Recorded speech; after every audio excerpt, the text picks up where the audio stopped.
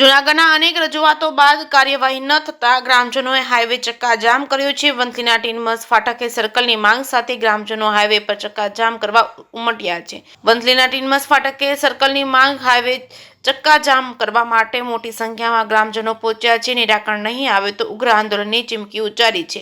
DYSP સહિતનો police કાફલો ઘટનાસ્થળે પહોંચ્યો તો મામલતદારે ટૂંક સમયમાં યોગ્ય નિરાકરણની આપી છે ખાતરી। વંથલીના ટીનમસ ફાટકે સર્કલની માંગ સાથે ગ્રામજનો હાઈવે પર ચક્કાજામ કરવા ઉમટ્યા હતા। મામલતદારને યોગ્ય કરવાની ખાતરી આપી હતી। જેકેએસની ગુજરાતી સાથે મેહુલ સિંગલ, જૂનાગઢ। નમસ્કાર, મહેશ શુક્લ, મામલતદાર વંથલી। ટીનમસ ગ્રામજનો અને આજુબાજુના ગ્રામજનો દ્વારા નેશનલ હાઈવે જે અહીંયાથી પસાર થાય છે ત્યાં અત્યાર સુધીમાં કંઈક 6 જેટલા અકસ્માતનો બનાવ બનેલ છે, એમાં ડેથ પણ થયેલ છે। એટલે એ બાબતે એ લોકોનું એવું માગણી હતી કે અહીંયા રોડ ઉપર એક સર્કલ બનાવવામાં આવે। એ માટે ગામ લોકો અને આજુબાજુના લોકો એકત્રિત થયેલ। પોલીસ વિભાગ સાથે રાખીને પોલીસ તંત્રના સહયોગથી આજરોજ ગામજનોને સમજૂત કરવામાં આવેલ છે અને આપણે તમામ નિયમોનું પાલન કરીએ અને નિયમોના પાલન કરીને આપણે આપણો જીવ બચાવીએ એ માટે સમજૂત કરી અને વહેલામાં વહેલી તકે જે ગામ લોકોની માગણી છે એ મુજબ અને ભવિષ્યમાં આવો કોઈ અકસ્માત ન બને એ માટેના તમામ પગલાઓ લેવા માટે ગ્રામજનોને ખાતરી આપેલ છે।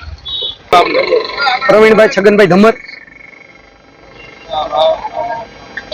હાલ અમે આજરોજ નેશનલ હાઈવે કે ટીનમસ આખા અને સેંદડા તરફ જતો રસ્તો જે અવારનવાર આકસ્મિક અણઘનિત બનાવ બને છે એના માટે અમે તંત્રને, કલેક્ટર સાહેબને, પ્રાંત સાહેબને, પોલીસ સ્ટાફને લેખિતમાં અવારનવાર રજૂઆત કરે છે। છતાં પણ આજ દિન સુધી એનો કોઈ નિકાલ ન આવતા અમે તેઓને 5 દિવસનું અલ્ટિમેટ આપેલું હતું। આજે અમે રસ્તા રોકો આંદોલન કરવા માટે આખા ટીનમસ અને સેંદડાના ત્રણેય ગામજનો અહીંયા નેશનલ હાઈવેમાં બધા સાથે મળી અને રોડ રોકવાનું આંદોલન કર્યું।